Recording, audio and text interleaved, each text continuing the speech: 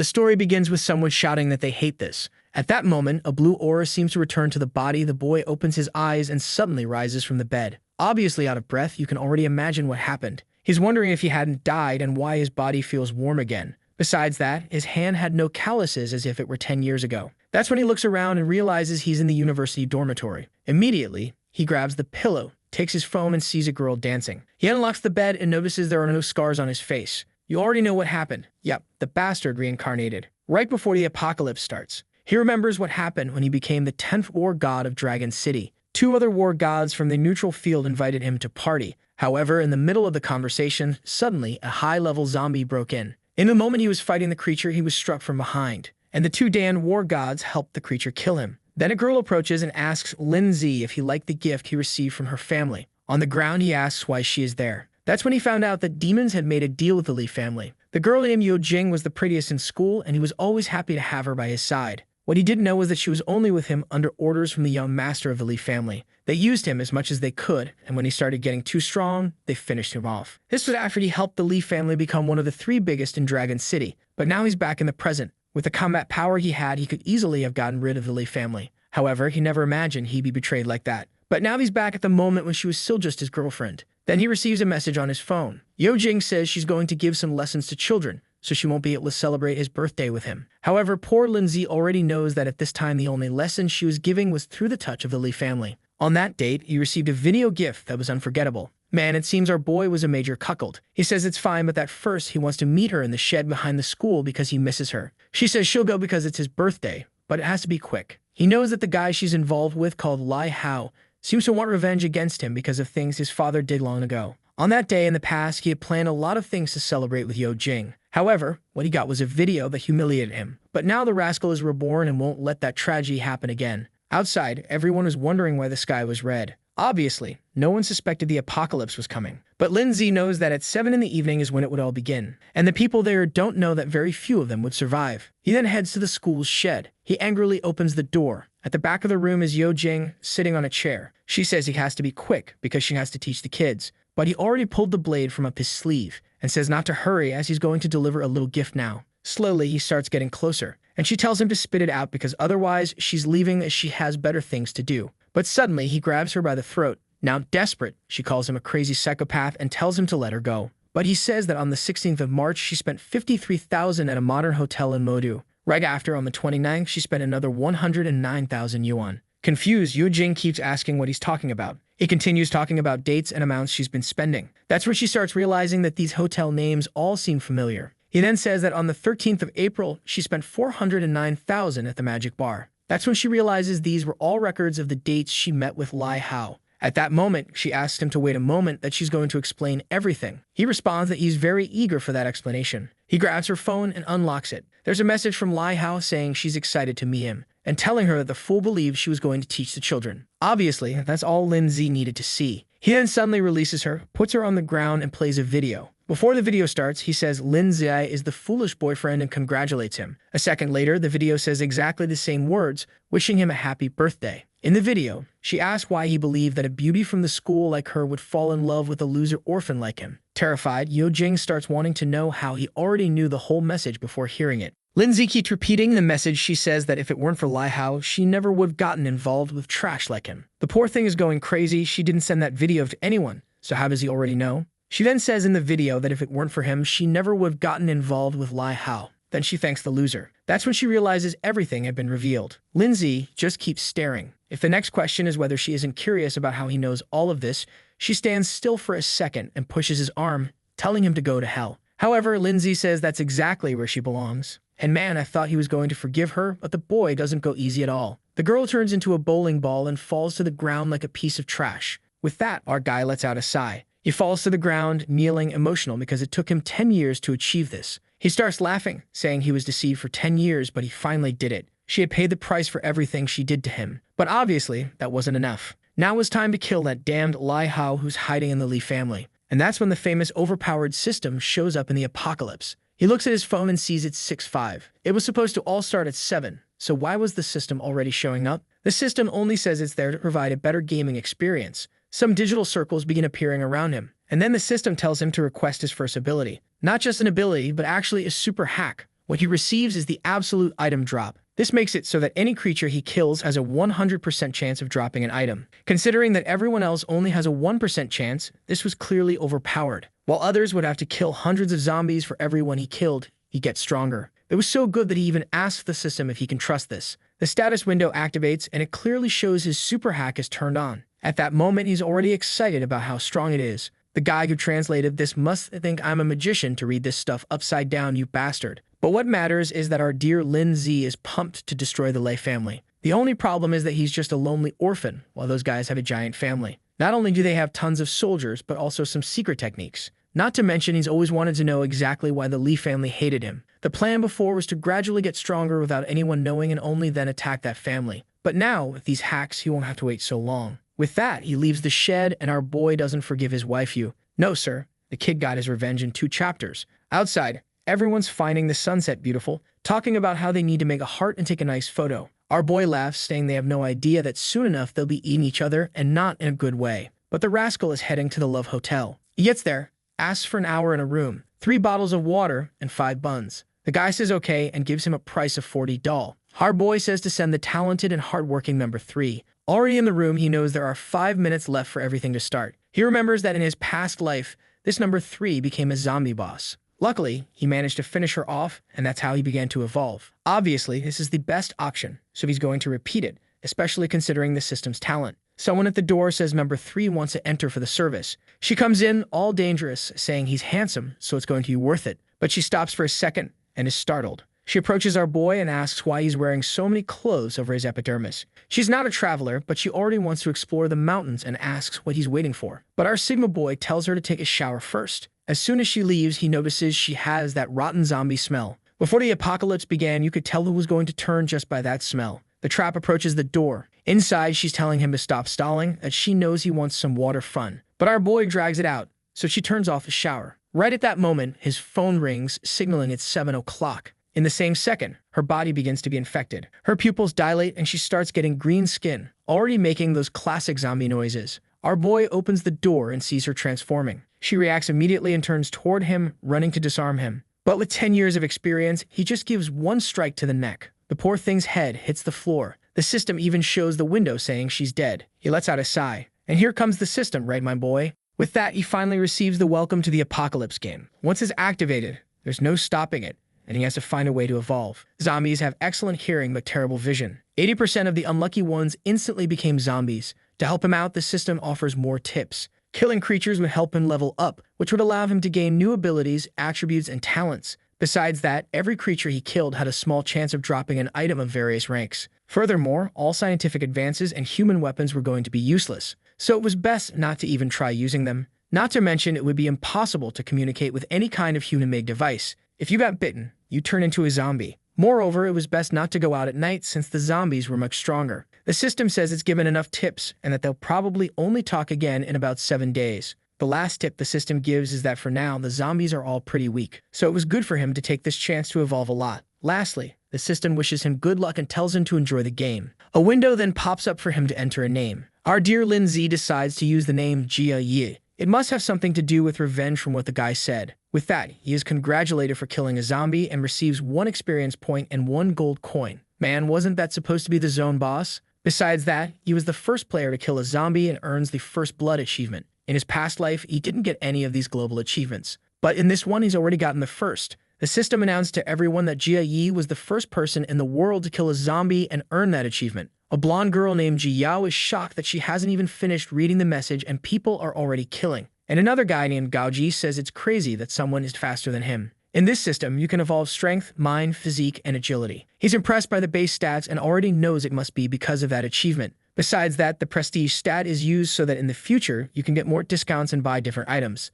And the first talent also makes his first attack after midnight every day deal double damage. After going through all this system stuff, he decides to check the loot. From the first zombie, he got a meditation necklace that gives 1% more mind and 10% more recovery. His eyes light up, seeing that the 100% drop really works. It seems the hack is separate from the system, since it warns him to be careful, so the real system doesn't find out he has it. But seeing the necklace, he knows that for now, he needs to get as strong as possible. And the best place to start cleaning up is this building. He then starts walking down the hallway. Something catches his attention. There's a racket coming from one of the rooms. Slowly, he approaches, turns the handle, and inside he finds a transformed guy. Obviously, this is a zombie of a guy who went to the gym, so it's a bit stronger. But for him, it's still extremely weak. He dodges the first attack, ducks under the second, and finishes it by going straight for the throat on the third. However, even after being struck, the creature still tries to charge at him, and the guy grabs its face, but he dodges with a quick spin. With that, the second zombie was killed. However, our boy is sad that he didn't manage to kill it with just one attack. As always, the 100% drop comes, and there's another little box. Inside, there was a card that was a voucher for cooked steak that, when activated, the food appears in front of him. Obviously, it wasn't very rare, but it wasn't bad to have food either, so he stores it in his inventory. He approaches a suitcase on the floor and takes out a photo of the guy with his daughter. Seeing that the guy had an axe, you could tell he was a mechanic. He checks room 208 and then 207. He doesn't find anything and heads to the door of room 206 and kicks it in. He shouts that it's time to clean up, but he's confused by what he sees. The couple was so eager that even as zombies, they continued their fun. Our boy even closes the door, saying he forgot the activities of that place. But he opens it again and says it's crazy they're doing that even as zombies. The angry zombie lunges at him. He dodges, saying he wasn't trying to spy. The big guy keeps coming at him. He says he's too arrogant for someone so weak and delivers a blow to the head, hitting him right in the eye. The other one tries to come from behind, but the boy has swag and kills without even looking. 2 more experience points and 2 more gold coins. And best of all, 2 more loot boxes. Now the rascal realizes that this thing really works. In his past life, 100 zombies were equal to a bottle of water. While in this one, nothing is better than having luck on your side. He receives 2 cards that activate an ability that allows him to detect movements within 10 meters. Since he's in a place full of rooms, he uses it right away. Then someone climbs to the 2nd floor, saying that Baxter is making too much noise. Tells him to kneel down or he'll get smacked like a son. But Lindsay easily dodges. And if you think he's going to let that punch go for free, you're very wrong. The chubby guy spins around, telling him to stop dodging and start begging for forgiveness. Our boy says it would have been better if he had turned into a zombie because at least that would have given him some experience. It's a pity, but he had to end it now. What a ruthless guy. He paints the corridor red. Still a psychopath, he says that in the apocalypse, you can't leave loose ends. And the reason for this death was the guy being so weak. He starts going to various rooms, knocking on the doors, asking to be let in. Obviously, no one opens, so he goes to another and says the delivery has arrived. But none of that is working. As he approaches one door, he hears a disgusting sound, and he gets excited, saying there's a zombie in there. He shoulder barges the door open and finds a big guy already transformed inside. He tries to land a hit, but this one is agile and manages to dodge. The zombie tries to claw at him, but he ducks. Taking advantage of being on the ground, he pulls off a capoeira move. With the zombie's arms raised, he slashes its throat. With that, another one is down. As always, he gives another item. This time, he had earned a liquor. With that, he continued rummaging through the rooms. Eventually, he found one for himself since it wasn't a good idea to go out at night. He took off his jacket, and who would have thought, our boy is fully leveled up. The system notified him that he needed 6 more experience points to reach level 3. The problem was that when he looked at his phone, he saw that 8 o'clock was approaching, and the zombies would evolve, causing him to miss the chance to level up. Knowing how dangerous it would be to survive the night without that, he rushed out looking for 6 more zombies. In the shed, he saw a message from girl number 3 that would solve the problems. If there's a number 3 and he's already killed another, that means there's one more. Since zombies had good hearing, there was an easy way to find them, by hammering until they came to him. He then hears a sound in a room at the back. He enters, and inside, the room seemed empty. But then, from one of the vents, he starts hearing a noise, and he says it's crazy that they hid so quickly. On the stairs, there are 2 zombies trying to climb up. However, they have poor control over their bodies and end up falling off. With that, one smashes into the other like 2 idiots. Our boy feels sorry for their hard work, but for him, what mattered was something else. He quickly goes down and finishes off the girl. At that moment, another one comes from behind, but easily he turns and finishes another one. 2 more experience points, and now the problem is that his knife is starting to get dull. But look at that golden glow coming in to give him that little item for sure. He receives a horizontal cutting sword from the Tang Dynasty, as well as 2 delicious buns. The sword gave him 1 more strength point and even removed 10% of the target's defense. He knows that soon these weapons won't be worth anything, but for now it's great to have something like that. More water is stored in his inventory. 10 minutes remain before the real madness began. With no other choice, he had to take a risk on the streets. As soon as he opened the door, he found some poor sap who was about to be sent to the afterlife. The zombies noticed him right away and started running toward the hotel. But at level 1, they were still dumb and bumped into the door. The others came from behind and ended up tripping like fools. In his past life, he spent the first day drinking and hiding out of fear. He only fought the level 2 zombies, which were much smarter. But in this life, he got the perfect chance. In 1 second, with the new katana, he wiped out the entire group. For the start of the game, the quality of that weapon was excellent. With those zombies taken down, he advanced to level 3 and received another attribute point. Then he heard another zombie sound. Another one approached, and he realized that this one seemed a bit smarter. Or maybe not that smart because she walked right into the sword. But at least it was worth it, as she dropped a skill book. Then his alarm went off. At 8 p.m., something had arrived. In the same second, he felt something and immediately stepped back. An explosion occurred at the hotel's entrance. It was another level 1 zombie, but now affected by the power of the night. The system tells him to be smarter with time because now everything had become more dangerous. He knows that this zombie will continue getting stronger for the first minute. And since he knows this, he has to finish it before it follows him into the room. He goes in for a full-force strike,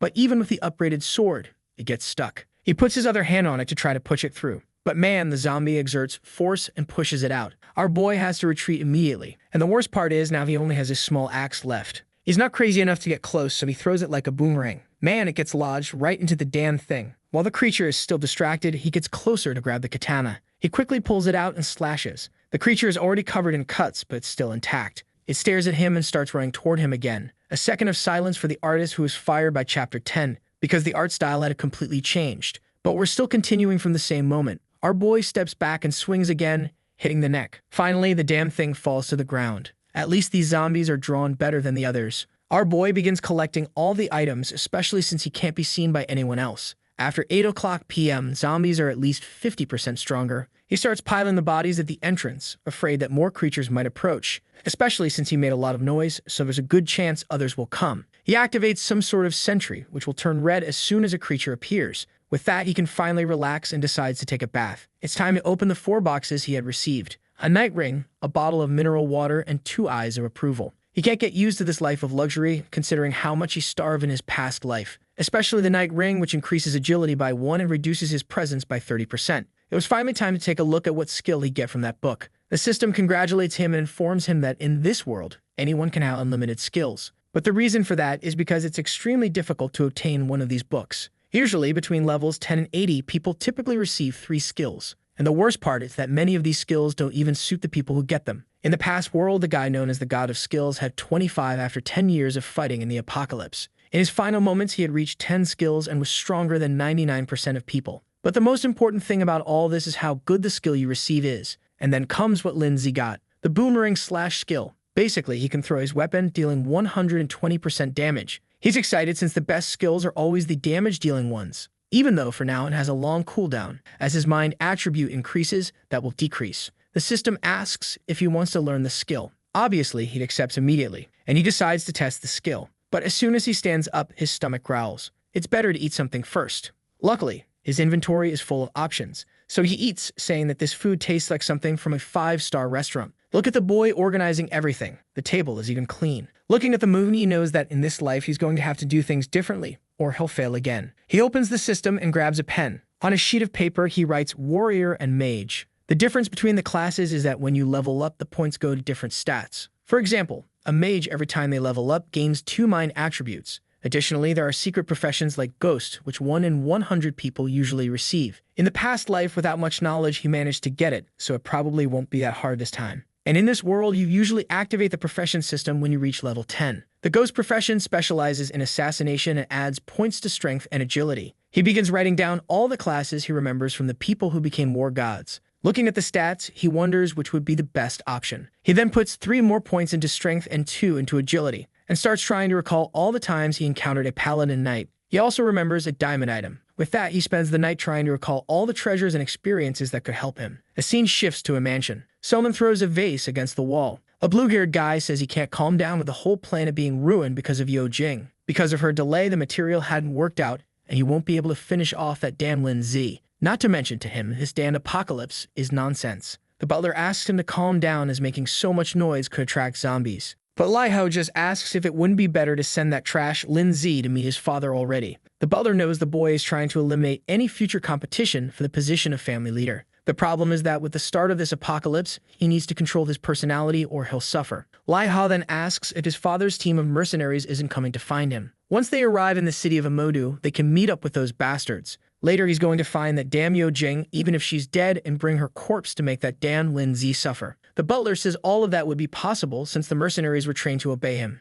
Imagining the scene, he gets all excited. Meanwhile, our boy is coughing. Already prepared, he jumps out of the hotel. Outside, as expected, it's full of zombies. But in daylight, they're still much weaker. He draws the katana and uses boomerang slash. This way, He kills several creatures in the city until he finally reaches level 4. For that bunch of level 1 zombies, it was all too easy for him. Not to mention the combination of the skill and that sword was perfect. The only problem is always the high cooldown, which is making him waste a lot of time. He then decides it's time to do the most important thing. Obviously, opening all the boxes he had received. In one of them, there was an attribute item. Actually, this story is crazy because what it contained was a bronze item that upgrades equipment. Lindsay gets excited, saying this is useful. He immediately uses the item on his sword. With that, it becomes a Tang Sword +1. Now instead of ignoring 10% of defense, it ignores 15%. The points he earned immediately go into strength, and in a nearby box, the system congratulates him for winning a hidden mask. It allows him to hide his level and basic information for 30 minutes and can be used twice a day.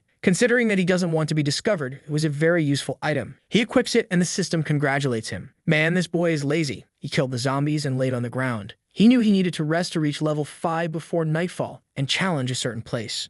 Obviously, we're talking about the legendary dungeon, right? The author said it's not going to have everything and it's sticking to the same story, man. Besides the normal dungeons, there are unique ones that can only be done once and have better items. But for now, it was time to head to Litchi Village. He also dropped a precise watch and equipped it right away. With that, he continued on, finishing off a few more zombies. Walking through the village, it seemed empty. He quickly noticed a door with a massive lock. Man, but his blade was sharp. He just gave it a slice. He entered the house and started looking through the rooms. Then behind a door, he saw a red puddle. Slowly, he opened it, and at that moment, a hand came toward him. With his little sword and now level 5, he easily cut it off. But something caught his attention, and when he looked to the side, there was a hand coming through a door. Man, the zombie went crazy and broke through as well. But our boy calmly slapped each one. He kept walking through the house, and at the back, he saw a girl in a family photo. If I'm not mistaken, this is the one who was called Ji Yao earlier. He walks down the corridor saying that in this world, you can't show sympathy for anyone. He opens the system to grab a meal to eat, and as always, he sets up a banquet. Man, I've never seen an apocalyptic protagonist as chill as this one. He looks at his phone and sees that on the way to the dungeon, he'll probably reach level 5. He's tired of resting and gets up. He hears some noises and approaches the door. He knew he wasn't going crazy because he heard footsteps. Meanwhile, outside is Gaoji, the guy with the nose bandage, and Ji Yao, the girl with glasses. They could smell the good food inside and were curious to know how that was possible, while our boy was just listening from the side, preparing to leave the house. Ji Yao said the wrong move is stealing from others like that. Gaoji says they're not going to steal. They'll just ask. If he doesn't hand it over, they'll beat him up. Yeah, that makes a lot of sense. But our boy is just watching Ji Yao from behind, observing all this. And this guy isn't known for letting others walk away alive. Another one of them, Jika Ji, says the boy is a thief because he broke into their house. Ji Yao was angry because when her parents and brother became zombies, she locked everything up and ran away. Now she came back starving that the guy took everything. Excited, she says fine, they'll have to take a little from him too, until blood falls on her face.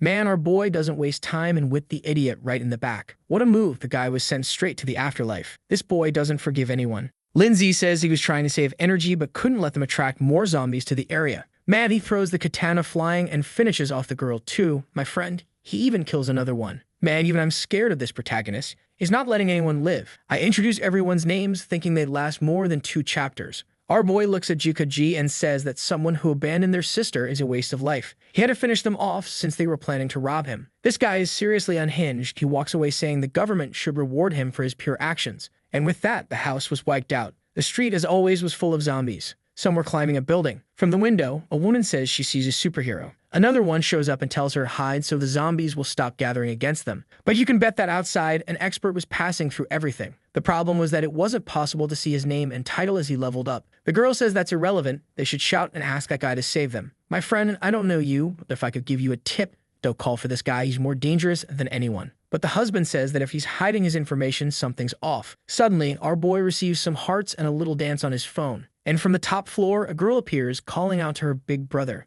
obviously offering help in exchange for being saved. But our boy completely ignores her and continues down the street. For him, those little items on the ground were much more important. The girl starts cursing him, saying she has over 30,000 fans, so he shouldn't be ignoring her. The crazy one says she'll make him pay and grabs a vase. Girl, don't do that. You don't know who you're throwing that at. But there she goes on her way to the next life. Obviously, our boy senses something strange. He steps aside, and the vase crashes to the ground. She turns all sweet, saying she's just upstairs and scared of the zombies, so he needs to save her. She even offers to hold his hand. Girl, I don't think he's very interested in that. He then pulls a piece of meat soaked in zombie virus from his inventory and throws it at her. That thing has the effect of attracting any creature within 100 meters. But the girl isn't happy with that at all and starts cursing, asking if he didn't understand that she wanted to be saved. until suddenly, she hears a noise behind her. There was a horde of zombies attracted by the meat, and with that, another victim of our boy. The crazy girl was even live streaming on TikTok in the middle of the apocalypse. Soon we're going to need a new protagonist to take down this one. A horde of zombies then started throwing themselves off the building, heading in his direction. The creatures fell to the ground all twisted,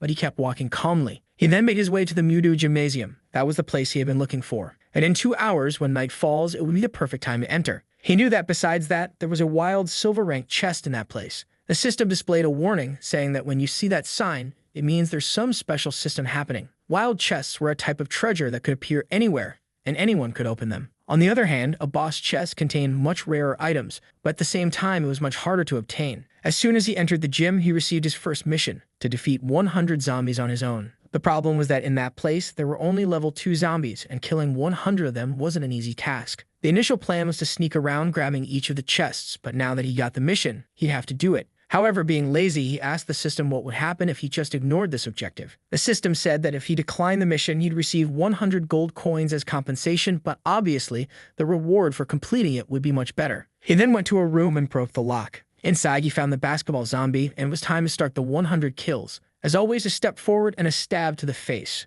But man, the thing tanked the stab. He had to deliver another one to the mouth. At least that bastard finally dropped the basketball. Our boy finds it ironic that the guy must have turned into a zombie while playing basketball and continued with the ball in his hand. And as always, the 100% drop box came. He gave the body a little kick and went to grab his super flashbang. Obviously, it's just a flashbang but super. Not much mystery there. But he got excited since for invading other people's houses, it's the perfect item. He also found the key to the gym's center. That was good because he wouldn't have to destroy the door and could enter quietly without attracting everyone. With that, he calmly moved in. He observed the area, which was full of zombies. In the darkness, the creatures were all slow and blind. Williams ran to the ping pong table and hid underneath. From there, he started counting and discovered there were 17 zombies just in that room. It was a dangerous chance, but it also meant 17 item boxes. If he could be silent, no other zombie would come in. He only needed 4 more to reach level 5, and then everything would become easier. One was walking right by, and he decided that would be the first. He gave a whip to the back of its neck. The first one fell to the ground, and with a noise, all the others were alerted. They immediately turned toward Lin Zi. Now the horde was rushing toward the boy, but the rascal was under the ping-pong table, chilling. They came closer, and he whipped 3 of them in the legs. The boy jumped out from under the ping-pong table with a maneuver. Not sure why he did all that swag, but he landed right behind them. He dashed forward and finished another one. With that, he completed 4 zombies and advanced to level 5. Now he needed 100 experience points to level up. Knowing he was in a tight space, he'd need more agility. He placed the point and climbed onto the table. With that, all the zombies started heading toward him. But since they were dumb, they got stuck at the edge, and it was easy for him to whip them in the face. Meanwhile, someone was watching from behind the door. A guy in a red shirt and bandana said he was an unlucky guy. Man, I agree with you, and if I could give you a tip, it would be to run away from here. The biggest danger has arrived. But the crazy guy was excited, thinking that a person who kills so many zombies must have a lot of resources. His plan was to wait for our boy to die so he could take everything, but that wasn't happening. The number of zombies was decreasing, and the blonde guy realized he'd have to help our boy die. He'd do the great favor of bringing more zombies to help send him to the afterlife. At that moment,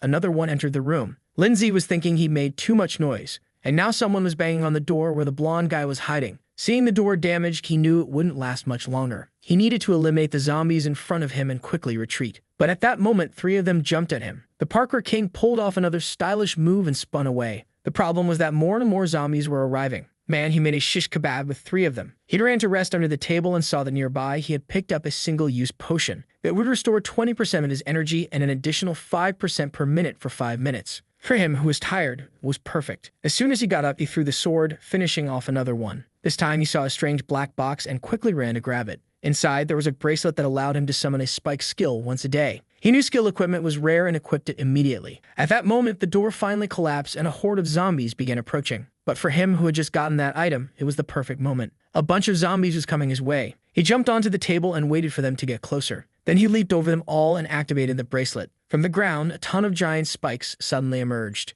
and he said that now the game had really begun. Several spikes kept shooting out of the ground, taking down the zombies. That ability was as powerful as a level 20 mage's. More zombies came from behind, but the spikes easily finished them off. It looked like that thing was going to keep killing, and he didn't need to do anything. He received a bunch of items and experience, and the ability went into cooldown. The system explained it would take 24 hours to use it again, but he could also use mental energy to strengthen it. And as always, it was the best time of day to collect all the boxes. He found a Fortnite bazooka that allowed him to throw any object 30 meters away, as well as boots that increased movement speed by 20% for 10 seconds. The number of attributes he had was greater than someone who had already unlocked a class. This meant that at this rate, he had at least double the status points of most people. Another wave of zombies started approaching. He loaded that piece of meat soaked in zombie virus into the bazooka, fired it, and it drew all the creatures' attention. They moved to the corner of the room and he activated the boot's ability, easily leaving the fools behind. Sometime later, he was sitting on the stairs, exhausted. There was only 1 hour left until 8 p.m., and he knew how dangerous this place would become. First, this lazy madman needed to find a place to rest. He kept walking down the corridors using the master key he had received.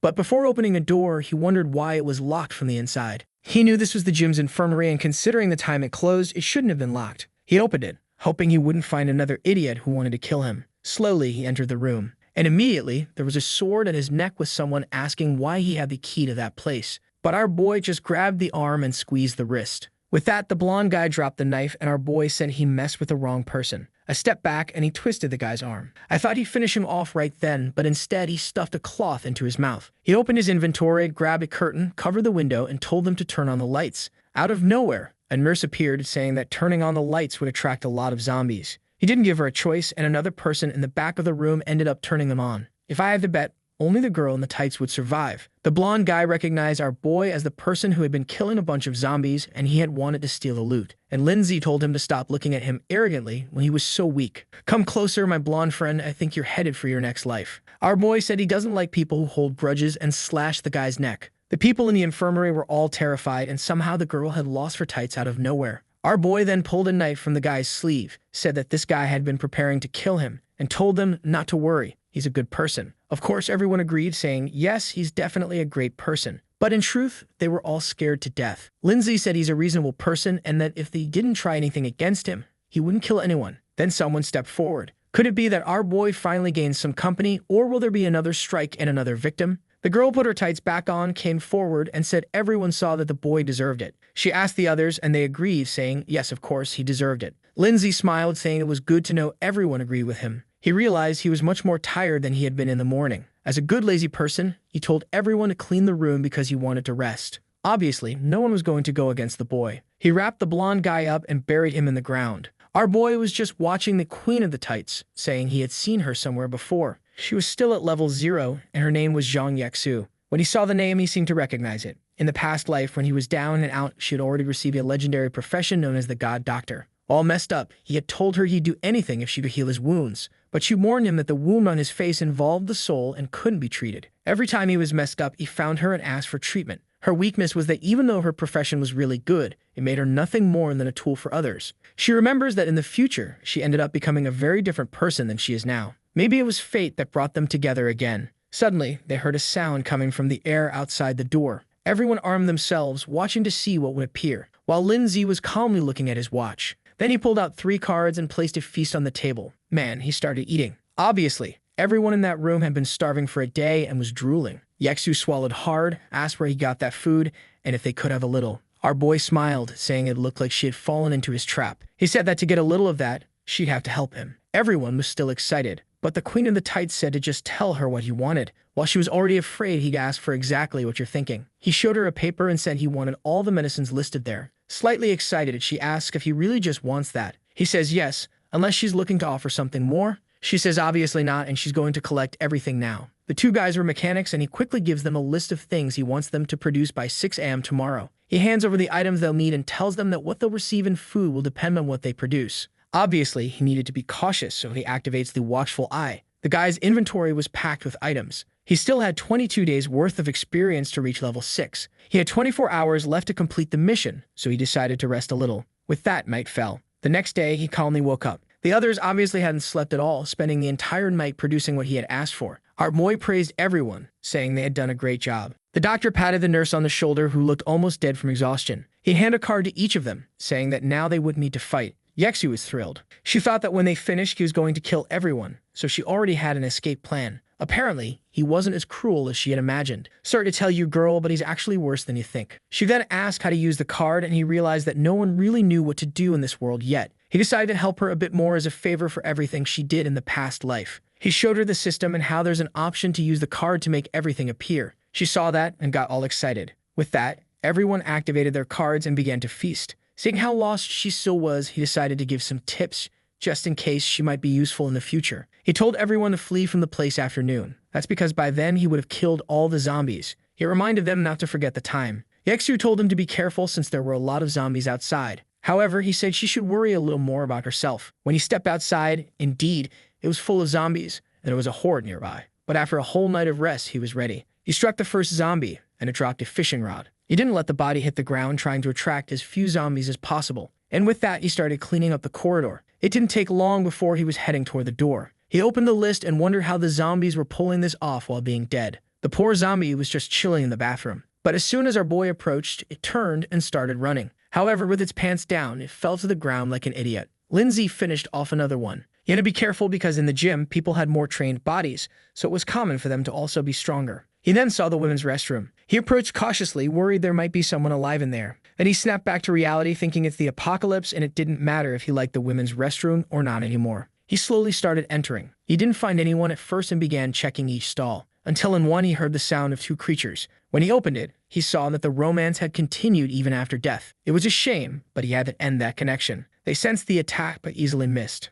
There was a bottle on the ground and once again, they tripped over it. With that, he finished off another two. This guy isn't quite right in the head. He even started taking pictures of the couple. He strangely seemed to recognize them. It seems that in the past life, they always hunted together and had a kind of synergy that made them unbeatable. But it was a shame that this time they died on the third day without accomplishing anything. As always, it was time to check the loot box. It was a fusion card that allowed him to combine two items to create a new one, possibly even upgrading to silver rank. He then looked back and saw a strange light coming from one of the stalls. He approached it and saw a chest floating above a pentagram. That was the wild chest, and he would need to stay there for 30 seconds to open it. He waited for a bit, and a green apple appeared. He started praying that it would be some kind of strength or agility item. He checked the description, and the item increased his physique stat by 2 attribute points, which was basically health. He would have preferred agility, but at least it wasn't that bad. He washed the apple and ate it right away, excited that in this life he's eating much better than in the past. He left the restroom thinking that this place was giving him a lot of good stuff. Outside, he encountered another crowd.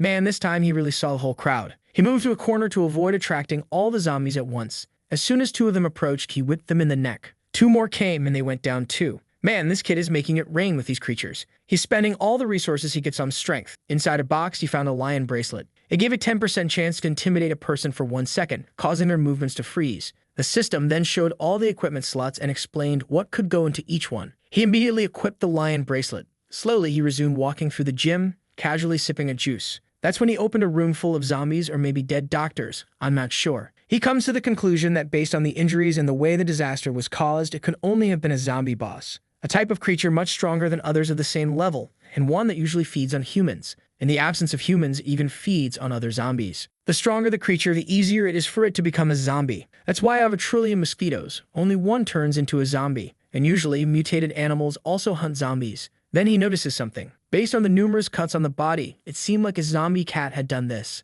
This was always one of the types he hated most since they had extremely sharp senses. If that creature was around, it probably already knew about him, so maybe he'd walked into a trap. He focuses, trying to notice if something's approaching. That's when something seems to alert him. The second he opens his eyes, he almost gets grabbed by the cat. He barely dodges and throws his boomerang sword. Not only was that a mutant creature, but it was also a boss. The creature had incredible agility and could create false images, reducing damage by 50%. It also had talents for a sharp attack and heightened vision. The list of attributes for this thing was long, and Lin Zi knew this meant it would also give a good reward. Even though it was a difficult creature, he still had 10 years of experience fighting things like this. The hack system detected the zombie cat and gave him the mission to kill it. The mission was called the Ungrateful Zombie Kitty. That's because the gym used to rescue several cats from the city, but after the apocalypse started and one of them turned, it went on a killing spree. The mission would give him the same amount of experience as killing 100 level 1 zombies. Man, the true system kicked in, and then the hack system reactivated the mission, boosting the reward. Now instead of earning 100 XP, he would get 300, and he had 24 hours to complete it. He started finding it strange that this system was being so generous. He remembered that in the past life, the system was full of tricks.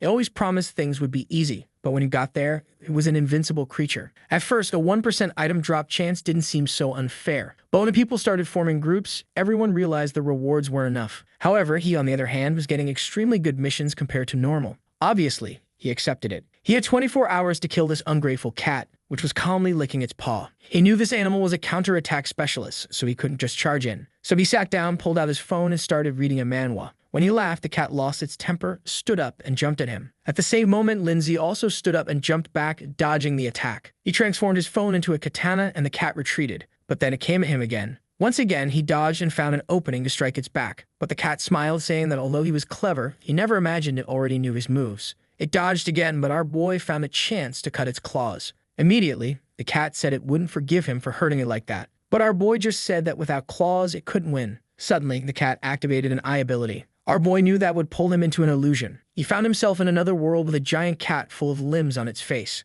But for him, who had lived 10 years in an apocalypse, this was nothing. The cat was confused that the boy wasn't scared. Our boy slashed its eye, breaking the illusion. At that moment, the creature tried to flee. But of course, he wasn't going to let it escape. He threw his boomerang sword, whipping it in the neck, and the boss was killed. Immediately, he completed the mission, gained a ton of experience, leveled up, and even earned an achievement. Everyone in the city was trying to figure out who this guy was, receiving announcements all the time. The author thinks it's cool to have a girl saying she wants to marry him, even though she doesn't know who this crazy guy is. Another person says they prefer to stay anonymous. Meanwhile, someone drinking wine knows that the name means he's probably from Dragon City, and having an expert like him in their group would drastically increase their survival chances. All this commotion was because everyone found out he killed that beast. He knew that the more attention he attracted, the more he would have to hide. Suddenly, he pulled up a chair and sat down. Obviously, the lazy guy needed to rest a bit after the fight. He was impressed he managed to win without getting too injured, but you have to be more careful. For killing the first boss, he earned 1,000 prestige points and 1,000 gold. At that moment, he had a total of 2,000 prestige, 5,000 gold, and 4 attribute points to spend.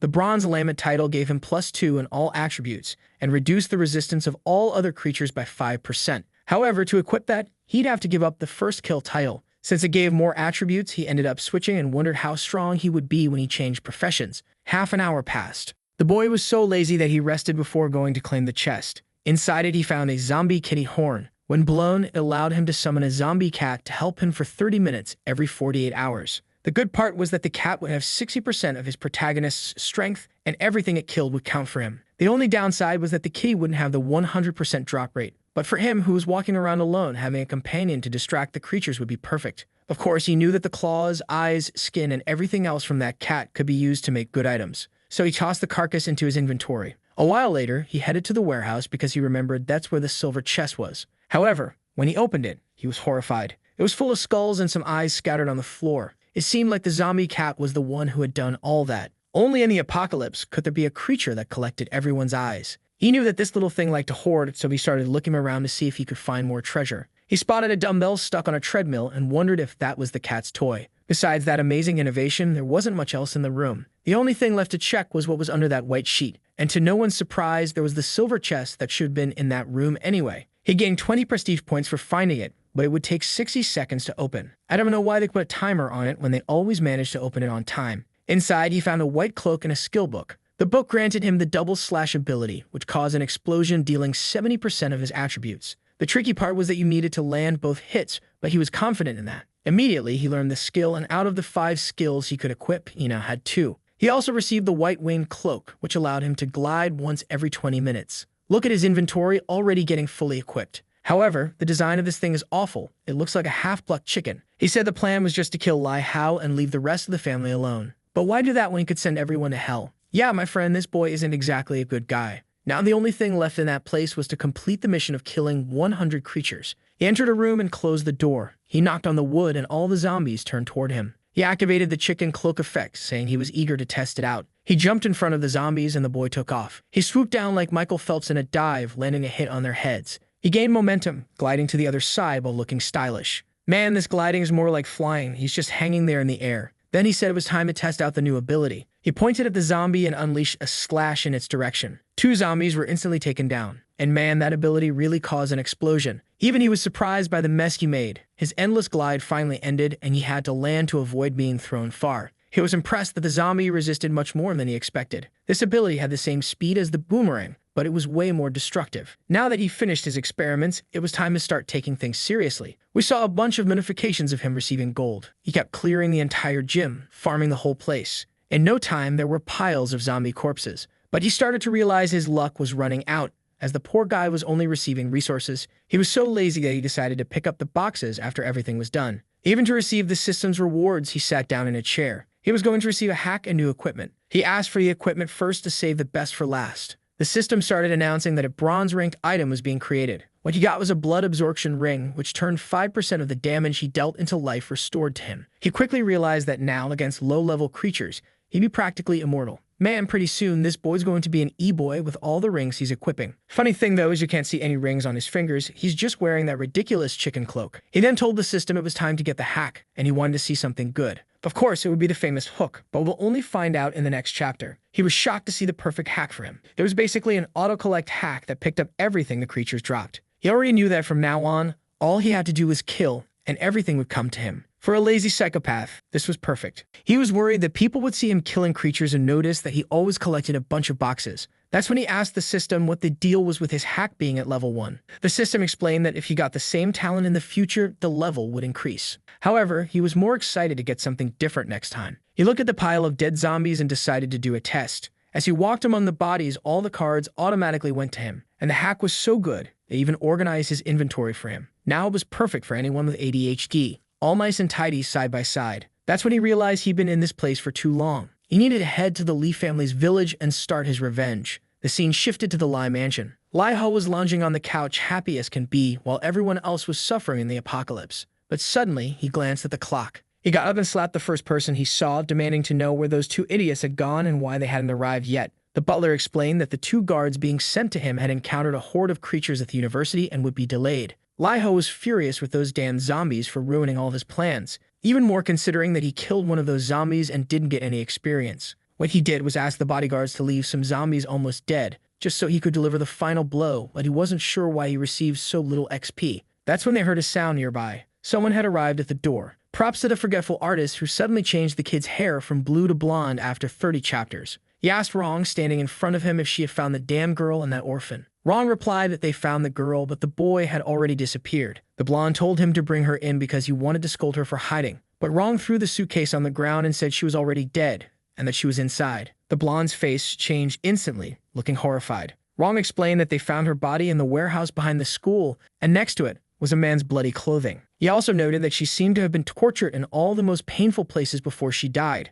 Rong was about to explain more details, but Lie Hao ran off asking for a bucket. At that point, Rong said that whoever did this probably hated the girl a lot, and he added that whoever did this might come after Lie Hao as well. Lie Hao dismissed the idea, saying it must have happened because she was the prettiest girl on campus. Then he remembered that the person who probably hated her the most for everything she did was Lin Zhe. But it was impossible that Lin Zhe was that strong, being an orphan without anyone's support. They still hadn't revealed the big surprise, so there was no way Lin Zhe could know she had been betraying him. Rong asked if this Lin Zhe was the son of Lin Jian. Lie Hao said yes, and Rong replied that whether strong or not, Lin Zhe had someone extremely skilled helping him. Maybe the 100 bodyguards they brought wouldn't be enough. Lie Hao asked how that was possible if Rong was one of the top 10 strongest in Dragon City. He ordered Rong to either go back to training or bring more bodyguards, do whatever it took to make sure he didn't die. Rong reassured him not to worry, that he would risk his life to protect him. Man, Rong said he's willing to die for this kid. Clearly, he's not too fond of living. Meanwhile, in the forest, zombies were falling one after another. Our boy had already reached level 8. He was impressed by how quickly he was leveling up without even entering a dungeon. And now he was standing face to face with Lie Hao's mansion, eager to settle the score with the bastard. At the mansion, troops were patrolling everywhere. Our boy was expertly hidden up in a tree. He climbed down, crossed the lawn, and pressed a secret lever. With that, a passage that few knew about opened up. Even with so many guards in this place, they didn't stand a chance against someone who knew everything. As he got closer to the house, he observed in hiding. He quickly recognized the group as part of the mercenary guild. In his past life, this was the group Lie Hao trusted most and the one he hated the most.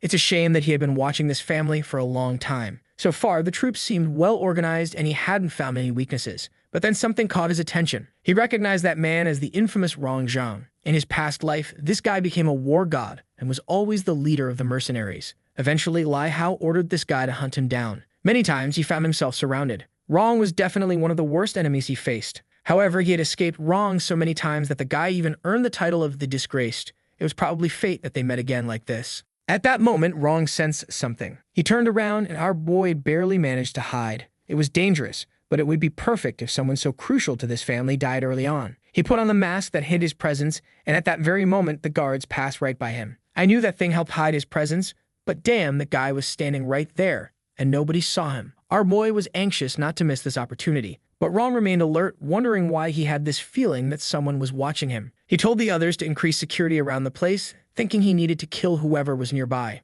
Time passed, and it was already midnight. On the sofa in the living room, Lai Ho said it was ridiculous to think someone was out there. He was sure there were only zombies outside. But Rong said it was better to be cautious because he was certain they were being targeted. Lai Hao threw his watch on the floor, calling the guy a bastard for taking so long to come and kill him, making him lose sleep. One of the servants said that if he was so bored, they could find something for him to do. The excited one said she had an idea and asked Rong if he hadn't captured a zombie today. Rong confirmed that he had, bringing it in for analysis, thinking it might be useful in developing new weapons to fight zombies. Lai Hao said there were plenty of zombies outside and he wanted to play with this one. Rong knew it would be dangerous, but figured it might be a good way to calm the boy down a bit. Lai Hao said he wasn't going to take any risks in this game, and besides, there were plenty of people in the village. Rong looked at the man next to him and told him to bring the zombie they had captured. A while later, a muscular zombie was brought in, restrained by chains, with several men struggling to hold it down. Clearly, this creature wasn't at a normal level. Lai Hao, however, didn't hesitate and ordered them to bring the large cage.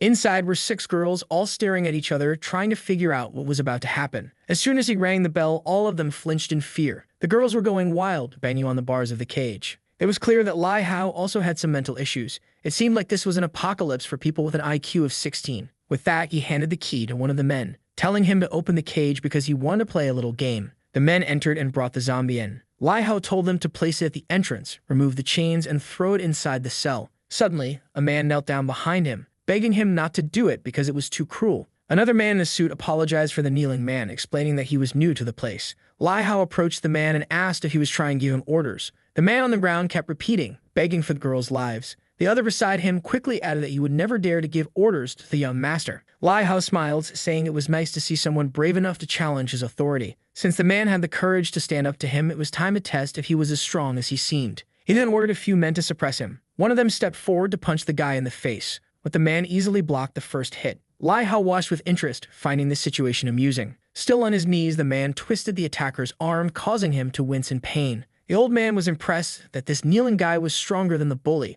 but of course, now he wanted to end the man's life for embarrassing him. He called 2 more men over to help him. The younger ones wondered why he was wasting time on this boy who had lost his abilities. Punches flew back and forth, and finally the poor guy was immobilized. Now he was taking a beating, with punches landing squarely on his face. The guy turned into a punching bag. However, Lai Hao ordered them not to kill him. Since he wanted to protect these girls, it would be perfect for him to watch them all die. The poor girls stood there, frozen, not doing anything, and the men started releasing the zombie. Man, they were really going to throw the beast in there. What a cruel world. The zombie wasted no time and was on the first girl's neck in seconds. The poor guy outside was just crying. He seemed to have lost the will to live. Lai Hao mocked him, saying that if he was so strong, he should go in and save the girls. The other soldiers chimed in, agreeing it was a brilliant idea. But even they were thinking this had gone too far, and that even in an apocalypse, they shouldn't treat lives like this. They dragged the boy's body away, while the zombie tore through everything inside the cage. When it was finished, they threw the boy inside. At that moment, the zombie turned toward him,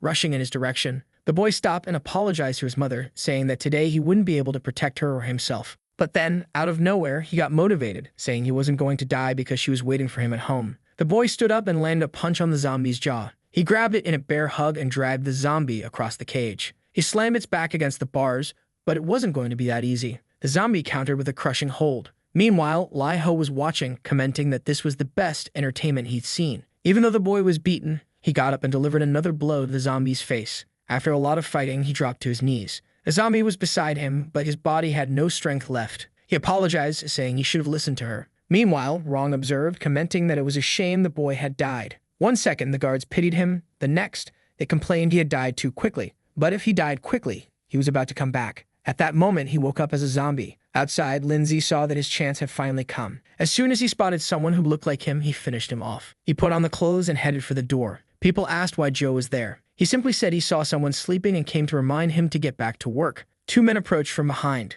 One of them commented that they had been patrolling for over a day without sleep, and our boy remarked that they were being treated like cannon fodder. Then the round-headed guy asked if Jia didn't seem a little taller than usual. A second later, Lindsay knocked them both out, leaving them kissing the pavement. Calmly, he walked through the mansion. No one there had a high enough level to stand a chance against him. However, one of them managed to fire a flare into the air, but our boy threw a knife, intercepting it mid-flight. It was a shame for these guys, but he knew exactly how they operated. The system announced the security had been defeated and that the path of revenge had begun. The mission was titled Jia's Revenge, and no one could leave alive after provoking the user. He had to kill all 269 people inside that village. He would receive another normal level hack and a bronze equipment item. Our boy immediately accepted, saying that now he had even more reason to kill Lai Hao. The mission then appeared, stating that a revenge barrier had been activated. Basically, if anyone left this place, he would be able to track them for an entire month. He got excited because this meant no one would escape, no matter where they went. However, the moment he accepted the mission, multiple kills started appearing on his screen. He needed to hurry and figure out what was happening inside the mansion. These guys seemed to forget that there was no one else around because they had killed all the women there for God's sake. That's when a voice echoed, asking why they weren't playing with him instead.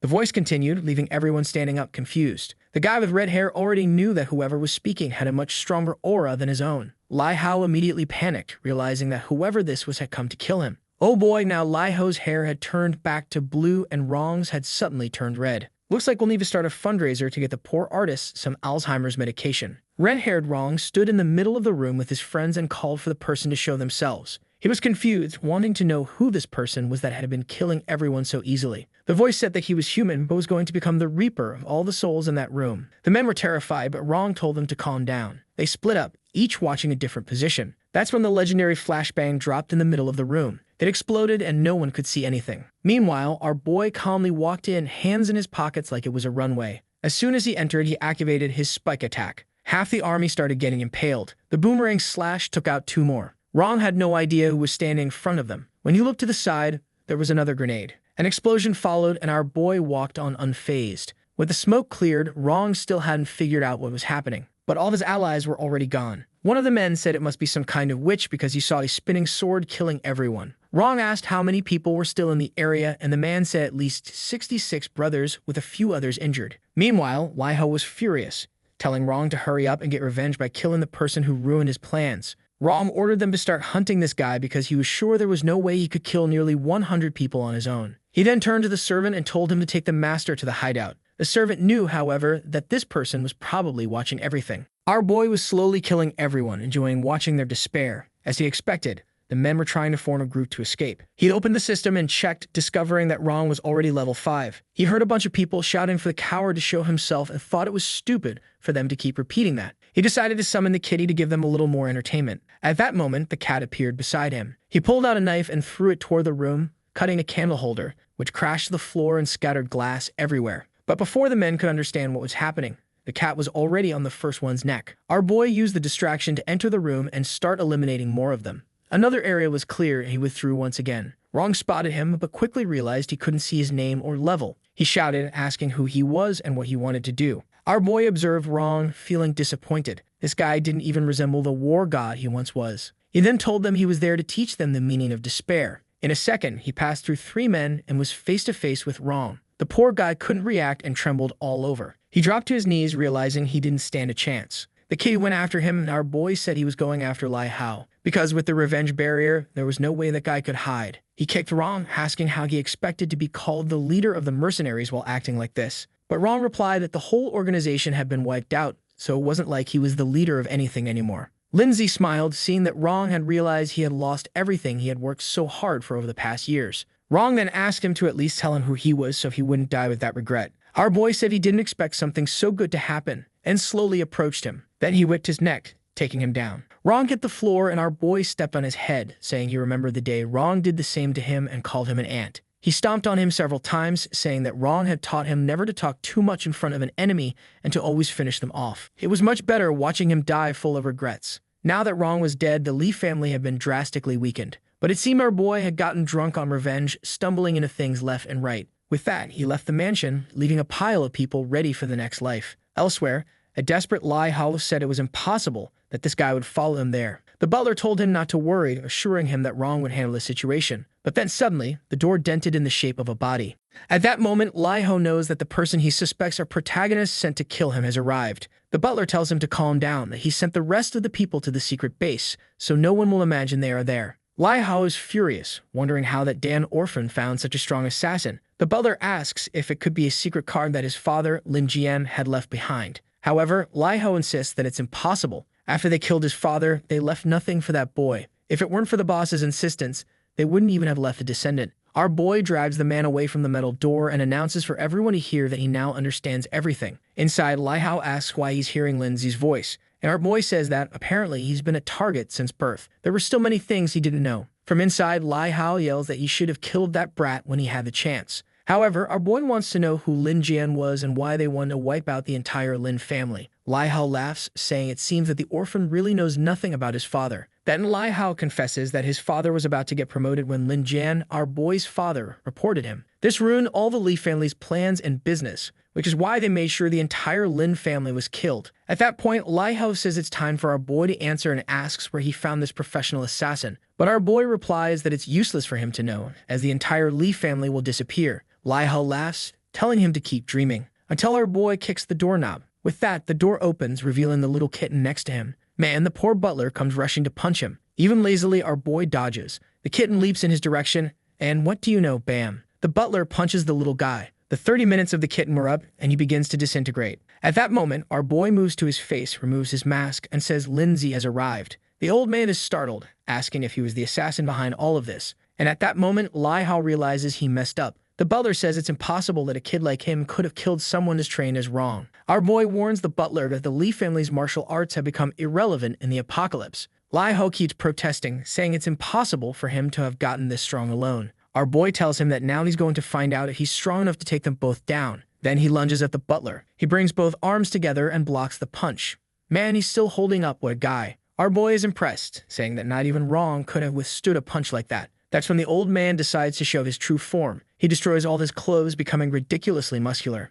Our boy draws his sword and slashes at him. The butler calls him despicable for fighting dirty, but he simply responds that in an apocalypse, anything goes. In that moment, he spins the sword and activates a double slash. The butler dodges it, but it's a boomerang, and it's coming back from behind. With that, the butler takes the first hit on his arm. The old man says he can't believe that after 50 years of training, he's going to lose this easily. That's when our boy's explosive combo activates on the butler's arm. At the same time, Lindsay moves in closer. And then bam, he stamps the butler's chin, saying he needs to make sure he's dead. It's a shame that he was so strong, but he couldn't adapt to the apocalypse. This shows that it's necessary to be smart and always stay alert to the situation and its changes. That's when he sees that Lai Hao has fainted on the floor. He thinks Lai Hao is useless and approaches him with his sword. He gives him a little poke to see if the boy wakes up. Of course, in an instant, he jumps up screaming. Our boy asks if he's going to stop pretending to be dead. Man, he gives him a sequence that's not exactly kind. Lai Hao starts screaming for help, saying his father won't let this slide. But our boy just keeps spinning the sword. Lai Hao begins to beg him to finish him off quickly. Lindsay tells him not to worry, he won't forget to do that. He then pulls out a blunt knife that can't cut properly and gives the first strike to Lai Hao's thighs. Our boy apologizes, saying that unfortunately this apocalypse is full of bad weapons. But sooner or later he would get it right, he promised. And then he strikes again. Our boy says it's a shame Lai Hao will never feel even 1% of what he suffered for 10 years. Confused, Lai Hao asks what he means by 10 years, considering he only started messing with our boy 3 years ago and thinking about ending him. Our boy tells him to stop with the stories, because it's time for some fun. He gives him a lash here, then another one there. For each strike, he gives a reason or a feeling he had experienced over the past 10 years. One on the chest for killing the family he never even got to know. Then he says he's tired of giving reasons, and from now on, it's just because it makes him happy. He goes into his inventory and pulls out a very peculiar item, and it's unclear what he plans to do with it. Lai Hao asks what he's planning. Our boy says that it was Lai Hao himself who came up with this method. Shocked, Lai Hao says he's thought of something like that, but never told anyone. Lindsay keeps making him suffer for a long time. A few hours pass, and Lai Hao is completely messed up. Our boy says he can't die that easily, that it's not even 1% of what he used to do to others. However, looking at the situation, our boy no longer has any interest in killing someone so weak. Still, he gives him a few pokes to see if he's pretending, until Lai Hao's body collapses and he says that now he's finally reached his limit. Our boy walks away and activates the double explosion slash. The kid even had to leave the room to grab an umbrella.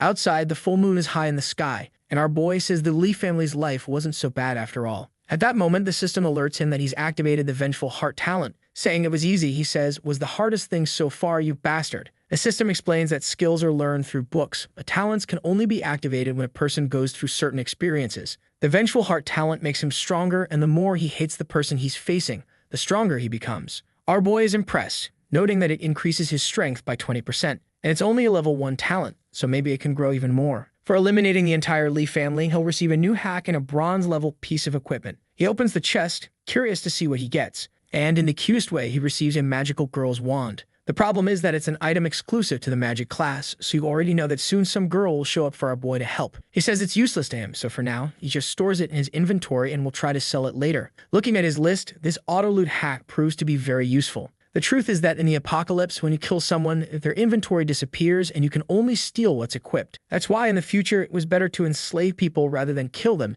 since you could collect far more items over time. One of the items he stole in all this chaos was a purification necklace. It adds one more stat and can remove a negative status every 12 hours. It's weaker than the meditation one, but it will be more crucial in a fight, so he decides to equip it. Now it's time for what really matters. He tells the system to reveal the new hack he'll receive. Man, even a loading bar appears. The ability he receives is absolute enslavement. It allows him to turn a zombie into a slave that will do anything to protect his life. In the 10 years of his previous life, Lindsay doesn't even remember seeing anyone with such power. He pinches his own face, saying he really must be dreaming. Moreover, it seems like he gets an idea upon realizing the zombie can be completely loyal. That means he won't have to do so much dirty work anymore. He was looking forward to living a solitary life, but since he can have someone nearby who will obey everything and die for him, there's no reason to refuse. Not to mention, it's hard to imagine how strong this talent would become if it levels up. The system explains that the more zombies he enslaves, the more he can control. Our boy already imagines himself with an army invading the city. However, he knows this isn't realistic for now. The best idea is to find one of the zombies that will become a zombie king in the future, as those have potential. The problem is not knowing if they'll have the same opportunity by becoming his slave. But for now, it's time to check out the Lee family vault because he knows the Lee family is famous for its treasures. The problem is that when he enters, it's full of millionaire things that have no value in this world anymore. Strangely, he decides to spend the money on the paintings because he knows they'll be of some use. After taking what he thinks is useful and destroying the rest, he leaves, singing. It was nighttime and the zombies would be more dangerous, so there was no reason not to spend some time in the luxurious villa. However, what he doesn't know is that in the room he's entering, there's a zombie standing in the middle. What's strange is that, in theory, he killed all the people in that village, but then he finds that poor zombie that died in total suffering. The zombie's attributes were enhanced because it was nighttime, but it had an epic rank talent that would increase its power as it leveled up. Our boy, seeing the stats, already knows it's a good target to use the new enslavement talent. What's strange is that the creature is just standing there doing nothing. Lindsay even finds it odd and tells the guy that he's a zombie, asking if he's not going to bite him. But seeing that the zombie has a mind stat of 3, he assumes the guy must have been pretty dumb as a human or something. He asks the system if he can really enslave that zombie since it has a lot of stats. The system says yes, as it still has fewer stats than our boy. Wow, he gets thoughtful. That mind level is very low, but with no choice and wanting to get stronger quickly, he tells the system that he wants to enslave that monster. The screen pops up and he clicks yes. Suddenly, a red energy begins to surround the creature. However, he notices that the zombie seems to be resisting somehow. He's startled, and out of nowhere, he sees the zombie calmly scratching its head. Then a window appears, asking him to give the creature a name. Man, what cruel guy. Since it's tall and strong, he names it Big Idiot. The system congratulates him for successfully enslaving Big Idiot. Another attribute window appears for Big Idiot, and man, it has everything a person has. However, the system warns that he can't gain prestige or use an inventory. Our boy then tells Big Idiot to show his strength, since he imagines that the cage can't hold him. At that moment, Big Idiot grabs the iron bars and begins to create an opening. In a second, he's outside and man running toward Lindsay. But out of nowhere, he stops, and apparently, he was just playing around, leaving our boy looking like a fool. Instantly, our boy starts equipping some leftover items. What's strange is that now the system message says that the zombie no longer has night attributes. Our boy says it's to be expected since the creature was already too strong. He then tells Big Idiot that he's going to sleep and orders him to watch the door. Another peaceful night for the lazy one passes and he wakes up in his room. Upon opening the door, Big Idiot is standing there, just watching. Our boy congratulates him, saying he did a great job, but then asks if he wasn't down there eating the bodies. The creature says no, and our boy realizes it's quite different. With that, he heads to another room and pulls out the usual feast. He starts eating, but then something falls on his back. When he looks, it's Big Idiot drooling, wanting to eat. Our boy has infinite food, so he tells him to eat a bit too. In his past life, he doesn't remember zombies liking to eat human food, but he had no choice, so he summoned another feast and told him to sit down. He was starting to worry about storing so many food cards, but it seems he found a solution. The original plan was to get revenge at level 5 or 6, but now he's already at level 8 and still can't enter the dungeons. Maybe with the map, the equipment, and Big Idiot's help, he could make the profession change and become a shadow of illusion. If that's the case, it's time to head to the Motto Museum and find the profession change scroll. He remembers that the ancestral scrolls there are essential for a profession change. When you enter the class change space, you have to complete 3 challenges within the time limit or you die. He remembers that in his past life when he was going to get that item, it was the day he received some videos of Yo Jing doing adult stuff with Lai Hao. He talked to his friends who came up with a plan to get revenge on Lai Hao, while our boy didn't know that they had been bought off. He was tricked and thrown into a profession-changed space. Their plan was either to kill him or make him die without anyone knowing. But what they didn't expect was that he ended up winning that space, acquiring a profession, and living with a scar on his face for 10 years. That happened on the 8th day of the apocalypse, and since they were still in a room, there shouldn't be anyone at the Modern Museum yet. Now without Lai Hao in this world, he knows things will go much more smoothly this time. Our boy is impressed by how natural his zombie seems, and it looks like he's got a brilliant idea. Outside, he's already fully equipped. He made Big Idiot look quite human to avoid attracting attention. The scene shifts to the Modern Museum, a bunch of creatures heading their way. Seeing that there are several dead zombies, our boy knows there must be someone else in this place, so he'll have to be cautious. Obviously, with a 100% drop rate, he's got to be the one to kill.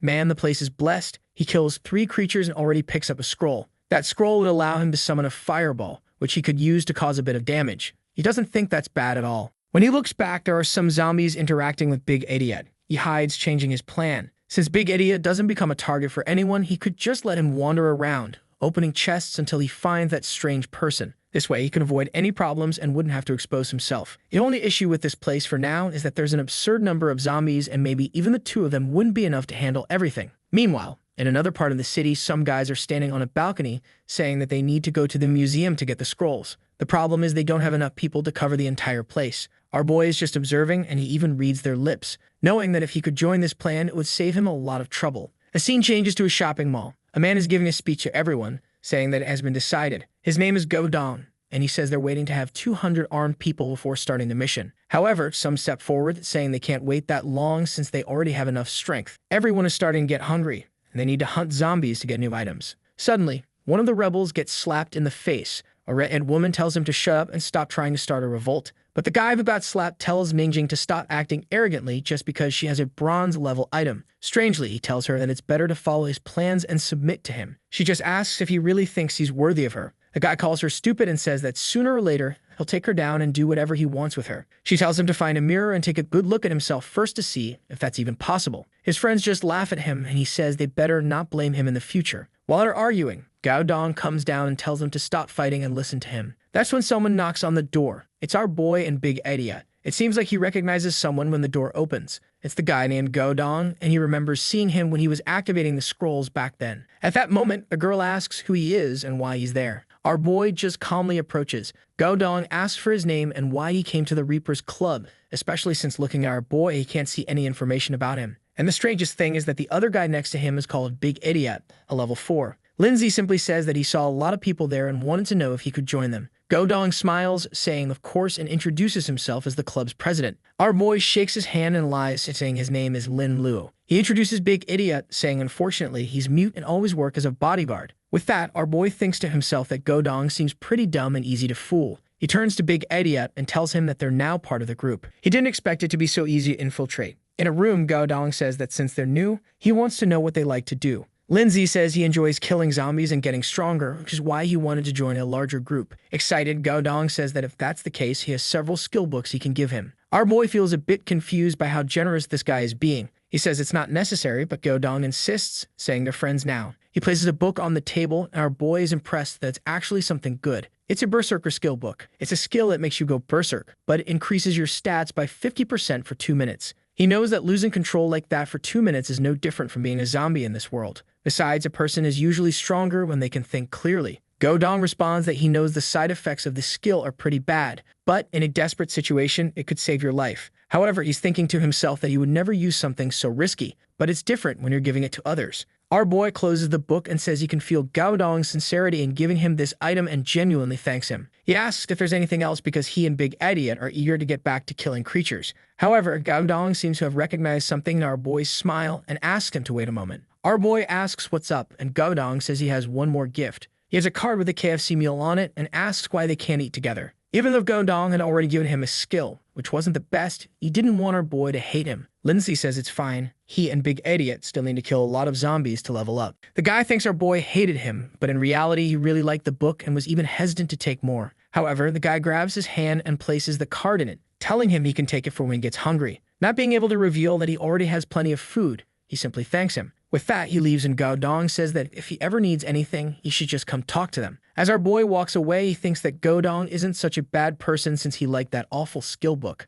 Little does he know how cruel our plucked chicken really is. Suddenly, a guy with a cigarette stops in front of him, warning him not to get too close to Gao Dong. If he continued like that, even if he was strong, before the guy could finish, Big Idiot yanked the guy's hand off his shoulder. Our boy just asked Big Idiot why he was taking so long. The guy laughs, asking if he really thinks he's strong just because he's big. But the zombie stomps on the ground and gives the fool his first beating. With that, one of them is already sent to the afterlife. Our boy then asks if anyone else has something to say. Obviously, the other guys drop their weapons and say, no, nothing. When they see their boss running, one of them says it's over now as another person has joined Gao Dong's side, especially considering that he just killed one of the competitors and sent that message. Of course, Gao Dong hears about it immediately. He's shocked that our boy killed someone as soon as he left the room. The red-haired guy says it's probably him because there was a guy next to him called Big Idiot. Gao Dong smiles, saying the boy did him a huge favor. Seeing that he killed Jia Tai, Gao Dong knows the boy wants to help him and thinks he'll be a valuable addition to the group. He orders them to bury Jia Tai and share his equipment with the rest of the group. Gao Dong walks away saying to himself, today's the perfect day. I thought our boy would be out hunting zombies, but instead he's sitting in a small room reading a book.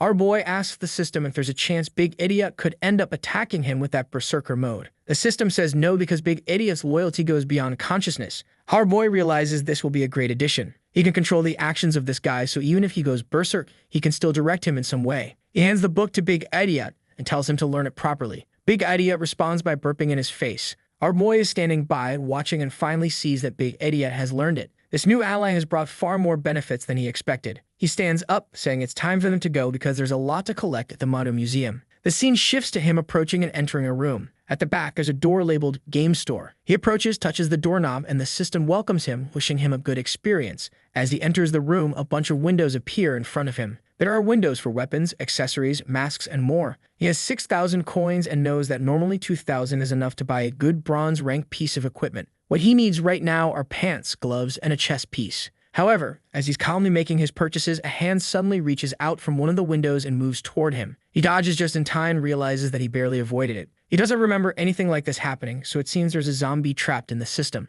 Suddenly, the creature starts emerging from the window. He finds it strange since he's been to this store countless times in his past life, and this never happened. She approaches and smacks him across the face. He then tells the system to collect, eager to see what would come from a bug-out zombie like this. When he opens the box, he finds a roll of toilet paper. It seems he spent 6,000 gold on who knows what because his money is gone, and he's standing there, devastated. The next moment, he appears in a warehouse full of resources. He grabs something and says he's going to check on what Big Idiot is doing outside. Big Idiot is out there taking care of everyone who comes near. Our boy starts walking around collecting various items. He also obtains a sword ring, and the system congratulates him for it, saying that the new item can be fused with his current sword. One of the items is a scarecrow that attracts nearby creatures. Another is a boxing glove that gives a 5% chance for his attacks to deal additional damage. And then there's a longsword that adds 3 more strength points. He equips the glove and the system asks if he wants to fuse the 2 swords. He knows that with a fusion function, you'd have to be really unlucky to come out worse off in the end. The problem is that his hack only affects item drops and nothing else. However, he decides to fuse them anyway because the creatures are getting stronger, and he needs new weapons. He confirms, and the 2 items begin to fuse. The system asks him to wait 30 minutes. While time passes, he has his usual feast. Unsurprisingly, he ends up with an even better weapon. It's a decapitation sword that increases his attack speed every time he finishes off an enemy. He comments on how lucky he is. Though, of course, no one is surprised, right? He calls Big Idiot, telling him it's time to head to the bookstore. He sends Big Idiot ahead to attract the creatures, while our boy sneaks up from behind, finishing them off with his spinning sword. With that, he advances to level 9, and now he needs 1,000 XP to reach level 10. He calls Big Idiot over and tells him that now they're going to clear the rooftop. Half an hour later, he gathers the creatures there and tells Big Idiot to activate Berserker mode. Immediately, the big guy starts roaring and his shirt explodes. Our boy tells him to charge and wipe out everything in sight. With that, poor Big Idiot charges alone while our boy sits back, sipping tea calmly. He watches, realizing that this Berserker mode is even stronger than he thought.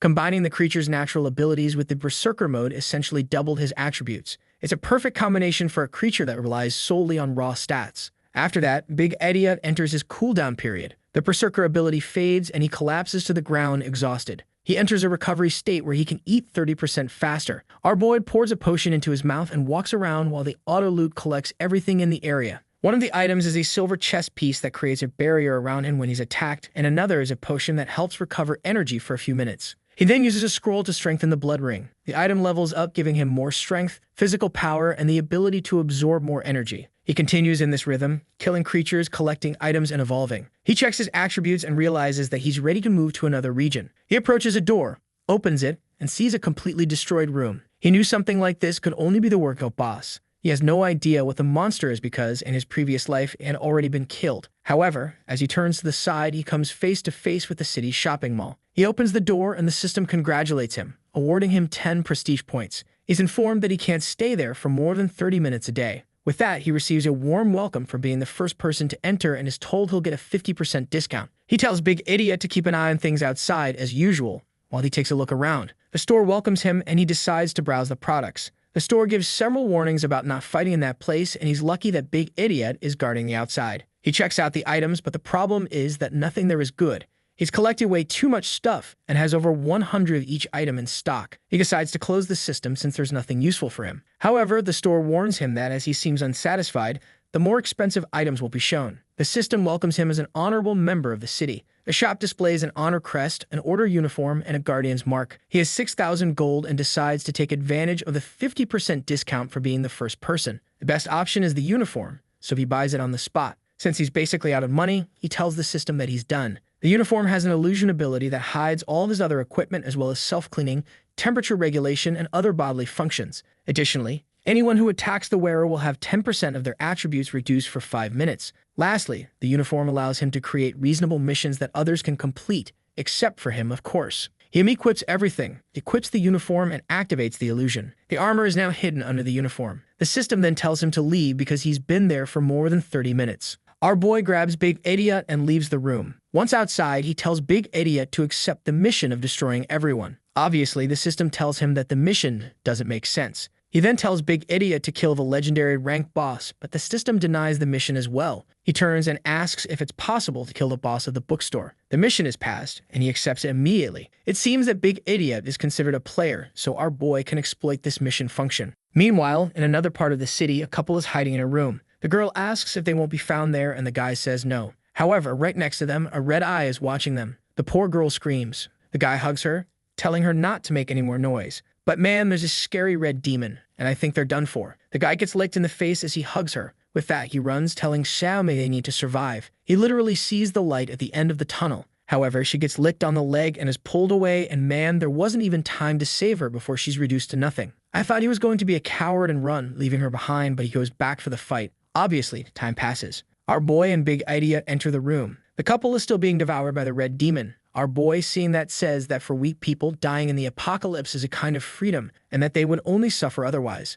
At least they scream enough for him to find the creature. The system warns that the creature is a zombie that went through a profession change, just like a human. Bosses, of course, evolve their profession much faster than regular zombies. Typically, creatures like this can eat human brains to become smarter. In front of him is a tracker, a bronze-ranked boss. The creature has a ton of stats, level 10, and a bunch of abilities. The creature is watching him confused. It starts pacing, lying down as it watches. The system then warns that the zombie has been detected and a mission is triggered. The tracker's resentment. It seems that this guy was an administrator who suffered in the library, and upon becoming a zombie, he decided to kill everyone who reads books. To understand how the creature fights, our boy first sends Big Idiot. Big Idiot approaches and goes in for an overhead strike. However, just as the attack is about to land, the creature starts to disappear. It turns into a shadow and reappears on the other side of the room behind him. It leaps toward his blind spot to hit him in the neck. However, Lindsay seizes the distraction and slashes the creature's hand. He sneaks up from behind and says, "This is too easy." But man, as he goes for the slash, the creature sprouts 2 more arms and blocks the attack. Then our boy activated his slash and cut off 2 more arms. The little creature ran off desperately, screaming for help in zombie language. Our boy commented that this was way too easy. He counted to 3 and activated his pursuit boots. As soon as he got close enough, he threw his boomerang sword. When it hit, he activated the explosive slash, killing the creature instantly. He gained more experience and a bronze-ranked piece of equipment. The issue, though, is that he'll be stuck at level 10 until he can change his profession. As if having enough power wasn't already an advantage, the system grants him a new hack for reaching level 10. He wonders what it will be, and the system immediately shows him the yin-yang talent, which allows him to have 2 professions. He's congratulated and he smiles, thinking that with this, maybe he could dominate the whole world. Even he has realized that this hack is pretty unfair to the other players. He hears some zombies approaching and with his eyes closed, activates his spear, defeating all the monsters. He picks up his staff and tells Big Idiot that they need to head to the upper floor. He opens the stairs, sees a few zombies, and orders Big Idiot to deal with them. The profession he wants, Shadow Phantom, boosts his strength and agility, so having another profession that enhances his physical and mental stats would be ideal. The problem is that he knows the Dragon City doesn't have any of the so-called super professions. He checks the items he received and hands Big Idiot a green hammer. Then he opens the silver staff and receives a pair of war pants.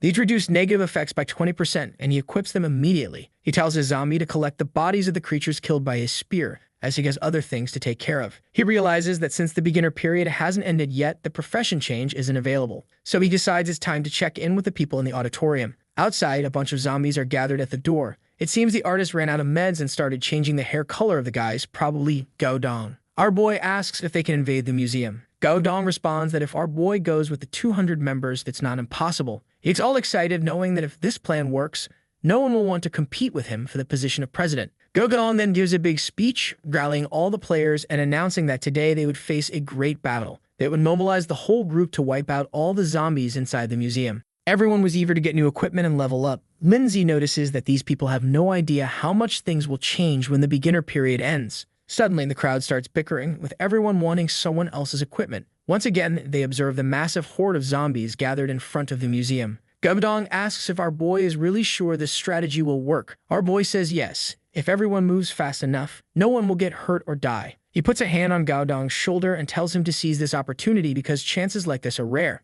Gao Dong says he understands and promises to do his best. The group signals they're ready. Our boy tells everyone that he's the fastest and will attract the first wave of zombies. He'll leave Big Idiot behind to help Gao Dong, who thanks him. Now it's time to kick off the plan and finally get that profession change. He takes off running and the group wishes him luck. As he runs, he carries some zombie meat, which lures all the zombies toward him. The group uses the opportunity to pass unnoticed. He hands the meat to another guy, telling him to keep running while he handles the creatures. It was an important mission, and they would earn great rewards. The poor guy is so moved he's almost in tears. Obviously, Lin can't waste time attracting zombies since he needs to level up, so he charges ahead, cutting down a good number of the creatures. After a while, he approaches a room. He knew this was where the class change scroll was kept. In his previous life, countless people risked their lives just to get it, but this time, it would be his. He punches the glass, but nothing happens. He unleashes a flurry of JoJo-style strikes, and it finally begins to crack. After expending a lot of energy, the glass shatters. He discovers a strange scroll and gains 500 prestige points.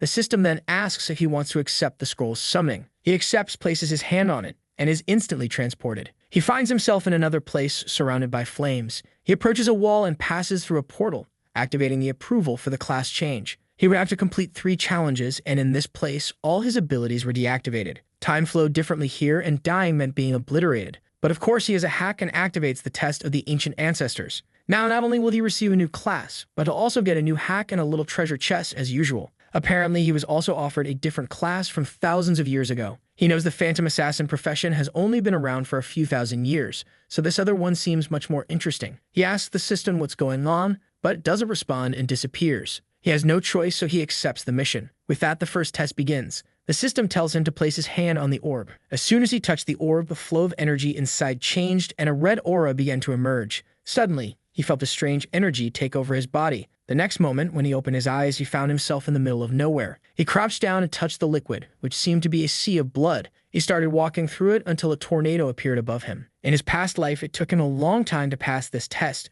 and he only survived because he was driven by the hatred he felt for his ex-girlfriend. But now, he wasn't the same person anymore. The tornado swirled overhead, pulling everything into the air. The blood started to rise, but he remained still. His face was already covered in the blood, but time passed and he stood firm. This was a test of survival against emotions like hatred and fear, and he easily passed. A voice from above declared it enough and told him he could return. When he found himself back in the cave, the system instructed him to proceed to the second test. A portal for the second trial appeared. He stepped through and began walking in what seemed like space. As he walked, a voice told him to give up, saying that as soon as he fainted, he moved to the third phase. His body felt the pressure of the environment. The farther he walked, the better the profession and stats he'd receive. Knowing everything he'd been through in his past life and the people he faced, he couldn't give up now. He clenched his fists and kept walking. Suddenly, a golden light appeared behind him. When he turned, it seemed like he had found the exit. In this life, it seemed he had truly made it to the end. For the first time, this kid was crying, emotional that he had actually achieved something. He was congratulated for passing the second test, and now it was time for the last one. Of course, the final test was the hardest, But without hesitation, he stepped into the portal and arrived in a cave. The system informed him that he had to defeat the Guardian. He stretched out the sword he had obtained earlier and waited. Soon, a strange fluctuation in the air appeared in the corner of the cave. From it, a small black kitten jumped out. Man, I thought it was going to be a mega boss, but it was just a little kitten. He seemed disappointed, saying he had waited so long just for something like this to show up. In the past, this had given him a lot of trouble, and he had suffered. But in this life, with all the talents he had, it wasn't going to be as difficult. He closed his eyes, sensing something approaching. At that moment, the energy shifted and seemed to come from above. But he was ready, and with a swift slash, he struck the kitten. The cut that this cursed thing had inflicted on him in the past, he now returned. Had me gotten that scar from another creature? Or am I going crazy with this Alzheimer's again? Anyway, the kitten fell dead. Our boy had finally passed the third test. The class change scroll for Phantom Assassin appeared. What seemed strange was that he was still in the room. He wasn't sure if this was a bonus or if he was stuck because of his hack. He started looking around, asking if this was the system's fault. That's when he noticed that he hadn't yet received the true power of the scroll. He decided to begin the activation to see if anything else would happen. He asked the system where he was going next, but it didn't respond. He realized that somehow, the scroll was interfering with his hack. He decided to keep searching the room. After scouring the cave, he found what seemed to be a strange fissure. When he touched it with his finger, a golden light began to appear. Suddenly, an image of an ox and a phoenix appeared, the same symbols from the scroll. The image fixed itself on the wall, and the ground began to shift. The strange image then turned into a small door. He approached and opened the door to the room. At the back, there was an orb and another scroll. He approached and opened the scroll where it was written Sha Yu. The scroll seemed to be the final test of an emperor who had been killed long ago. He read that he had to place his hand on the painting. As soon as he touched it, the system informed him that an unknown lineage had been discovered. After analyzing the energy, it began to change his profession. The system then declared that the test was over and that he would receive the profession of Soldier Lord. He was thrilled since he would be able to keep his old talent while gaining a new one. He picked up the orb on the table, which began to merge with his hand. The system notified him that the item could change form and absorb the energy of other equipment to grow stronger. He was amazed at something that could grow without apparent limitations. The orb then jumped to his forehead. After experiencing a headache and waking up, he decided to finish the test, having been in the cave for too long. When he came out, he found a pile of dead zombies around him. He saw the scroll in front of him, and the system informed him that he was still receiving the Soldier Lord profession. With this new profession, instead of gaining 1 attribute point, he now gained 3 strength, 3 physical, and 3 other attributes. He knew that with all these stats, he could easily walk through a horde. For being the first to achieve a profession, he earned the Pioneer's Achievement. He took a look at the profession, which had no major surprises except for a mysterious third skill. He grabbed his staff and decided it was time to test the power of the orb. He threw an item toward the orb and commanded it to devour it. The orb glowed and the item vanished. Since it absorbed something with a lot of energy, the orb evolved to silver rank. He then starts testing the orb's function, creating a flame in his hand. Afterward, he transforms the orb into a sword, deciding to keep that form for now. Since he's wielding the orb's sword, he gains 2 abilities related to that form. He then asks the orb to transform into a bow. Immediately, it dissolves and reconstitutes itself. His attributes change as do his abilities. He starts having fun transforming it into different weapon types to see the magic it provides. Eventually, his mental energy runs out and he can no longer change its form. He decides it's time to rest. The entire server receives an announcement that he's reached level 10 and changed his profession. Everyone who's been working hard recognizes the name of this damned guy again. Even the most dedicated players hadn't yet reached level 7. Lin Zi then takes some energy recovery items and drinks a potion. The Pioneer title grants him 1,000 prestige points, some coins, and additional attributes. It also reduces the stats of any opponent facing him by 5%. Feeling tired, he tells the system to open the silver-ranked equipment box. Inside, he receives a mask of the Evil Phantom, which hides his information from any player not 5 levels above him. It also has the Evil Gaze ability, which induces fear for 3 seconds. He equips the mask and activates its phantom effect. Now all that remained was checking the hack he would receive. Since he had now obtained his first profession and surpassed level 11, he could equip another ring. Unfortunately, he had already fused all of his rings, so he'd need to get another one. For now, he had 2 extra attribute points left, which he immediately used. The night passes and he sets out for another hunt the next day. Outside, everyone was celebrating having cleared the museum. Gubdong, accompanied by Big Idiot, steps up to make an announcement. He congratulates everyone and says the mission was a great success, then introduces the person who made the biggest contribution, Big Idiot, equipped with our boy's gear. At that moment, Lin Zi shows up wearing his demonic mask. Gubdong says it's good to see him as he was worried something had happened. For the first time, we see a girl looking somewhat smitten by Lin Zi, aside from that one who disappeared after 2 chapters. Gubdong announces that they killed over 1,500 zombies and Big Idiot alone took down more than 100. Afterward, Gaodong calls Lin Zi to the warehouse and shows him a pile of loot boxes, saying all of it was the spoils from the mission. He thanks Lin Zi again and asks if they could talk more later, reminding him that the more people he has, the more power he can wield. With the numbers they had here, he could do whatever he wanted. Lin Zi ponders this, thinking that if he gathered more people, he could get more equipment and perhaps advance faster to diamond rank. Not to mention, he had so many resources that sharing food wouldn't be a problem. Plus, he could sell what he didn't need to the others for coins. So he tells Gaodong they could discuss a trade. However, Gaodong puts a hand on his shoulder, saying Lin Zi was the key to their success and could ask for whatever he wanted. Our boy doesn't hold back and says he wants equipment. Gaodong, already expecting this, says he understands how hard it is to come by such things. He tells Lin Zi to hold out his hand as he had prepared a surprise. He places a ring in Lin Zi's hand, telling him it's the best thing they found during the mission. Gaodong assures him that if he ever needs anything in the future, all he has to do is ask. Gaodong is thrilled with this gift, thinking it'll keep Lin Zi by his side. Lin Zi then announces that he wants to meet everyone at 7 o'clock to discuss the end of the beginner period. In truth, his plan is to trap them all in the warehouse so they can't escape when the period ends, ensuring they all die. This is his twisted way of thanking them for being so kind and giving him the ring. However, Gaodong assures him that they're no longer beginners so they won't die. Gaodong thanks him again and promises to inform everyone, asking how they should handle the exchanges. Lin Zi tells him that when the time comes, he'll explain everything, deciding not to push the issue since they don't seem interested in listening to him right now. With that, he leaves and Gaodong mentions they don't need any resource letters.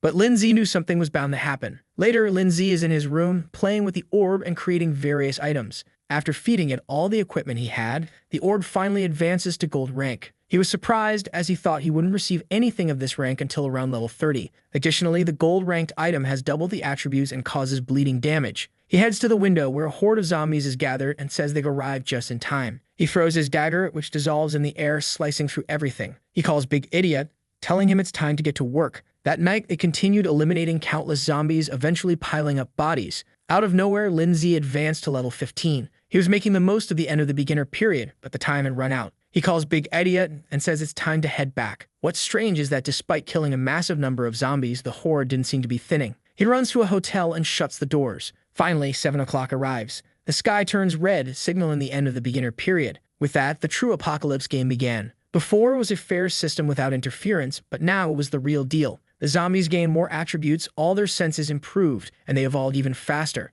Additionally, many zombies now had classes and abilities. Just like humans, they would organize themselves and launch large-scale attacks on player bases. At night, zombie attributes would increase even more than usual, while the player's attributes would decrease. All materials became more durable, and the only available food would be the game's provisions as the world's normal food began to decompose. The climate would change and zombies would now drop better items. New professions, a national ranking system, and dungeons were introduced. Lastly, new updates would arrive as conditions were met. In this life, it was already difficult, but in the past, it had been impossible. He received a message wishing him luck in surviving. As he looked outside, the creatures were already undergoing mutation. The world had finally become a true live-or-die scenario. With contaminated water and food decomposing instantly, everyone would need to hunt. The only way to get food was by killing zombies, but of course, it wasn't going to be that easy. Amidst all this chaos, he calls Big Idiot and is in for a surprise. Big Idiot was also mutating. His clothes exploded and electricity began surging from his body. The problem was that he started losing his mind and our boy asked what was happening. The system explained that it was a conflict between the authority of his ability and the mutation process. His physical form wouldn't change, but he'd receive a 50% boost in attributes and might even be able to change his profession. Our boy was already excited, wanting to give his zombie a legendary profession. Big Idiot received a legendary power talent that increased the amount of status he gained. Meanwhile, our boy started receiving a barrage of congratulations for reaching various ranks. The system asked if he wanted to announce it to everyone or hide his name. Loving attention, our boy chose to announce it to the world. When he checked the rank, he found out that Big Idiot was rank number 3. The problem with being on this ranking was that all his information, including his equipment, was visible to everyone. He started wondering if showing everything about himself was really the best idea. In the past, this would have been a concern, since he was a target of the Li family, but now they didn't exist anymore. So he decided not to hide, especially since he had the mask, meaning no one would know he was really Jia Yi. On top of that, his rank 1 position gave him many extra rewards, which would be perfect for building a base with a lot of people. For having the highest level, reputation, and equipment, he received the title Unmatched in the World. This title would only be maintained as long as he stayed at the top of everything. If he lost any position, the title would disappear. With this title, he gained an additional 10% in attributes and a 10% discount at stores. He was thrilled because with so many extra attributes, it would be easy to maintain his position. Additionally, it increased his item drop rate by 1%. However, since he already had a 100% drop rate, he was confused. The system explained that with the 100%, he would now receive double the items. At this point, I'm not sure how many more ranks this kid can achieve or if he even needs anything else. He calls Big Idiot and tells him it's time to test everything out. But as soon as he opens the door, a zombie rushes toward him. He tries to slash it, but the zombie retreats. Stretching out his hand, he uses his heart to finish off the first enemy. He was almost caught because that zombie had the stealth talent. As he walked through the city, he noticed a group of zombies throwing poison around. He hated dealing with these types and told Big Idiot to start running. Those zombies weren't strong, but getting close enough to finish them off would be a hassle. He spots something and tells Big Idiot to follow. He enters a house, shuts the door, and traps a zombie at the entrance. Then he climbs out through the window and slips away. Meanwhile, at the base, everyone was being devoured. Our boy entered and found everyone in a terrible state, questioning why they worked so hard only to die in such a stupid way. They were about to run out of resources and die soon. A girl suggested everyone should just eat what was left since the end was near. But for Lin Zi, this was the opportunity he had been waiting for. He began walking and announced that he was there to help everyone survive and find hope. He offered to sell food, equipment,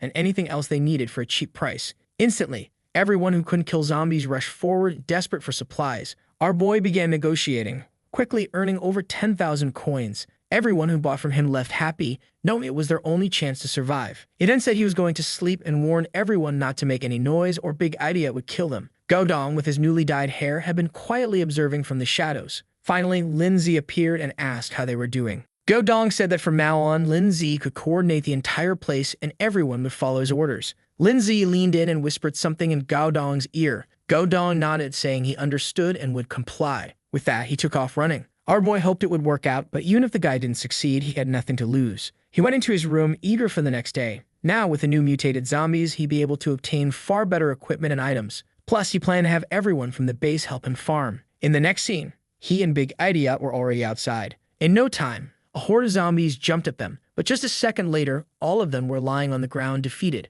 Our boy declared that they'd clear out everything so the players could start venturing outside a bit. He cleaned out all the zombies from a building that had a shop. It was the perfect place to set up a base as he could negotiate and buy things directly from there. As long as no one knew about the shop, no one would want to attack it. However, when he opened the door, he found a bald guy. Another man stepped forward and asked who he was, warning that his group already claimed the area. But the bald guy told him to keep quiet because Big Idiot was right there. The guy at the back was the second strongest in China, so they better be careful. Even Lin Zi hadn't realized that they'd ranked up again and passed into second place. The men stretched out their arms and welcomed him, saying he could do whatever he wanted there. Big Idiot wanted to kill them all, but Lin Zi's calmer side told him to relax since they were only there to shop. With that, they headed into the store and the men said nothing more. The bald guy remarked that the two seemed strong, but they had far more numbers and might be able to handle them. However, the captain warned that it was foolish to think that way. Lin Zi had probably killed more zombies than they had people, so it wasn't worth taking the risk. Inside the store, our boy wanted to buy the city's Medal of Honor. As soon as he obtained it, he grinned and thought, time to give this video a like. It helps Mamoru make more juicy content for his viewers.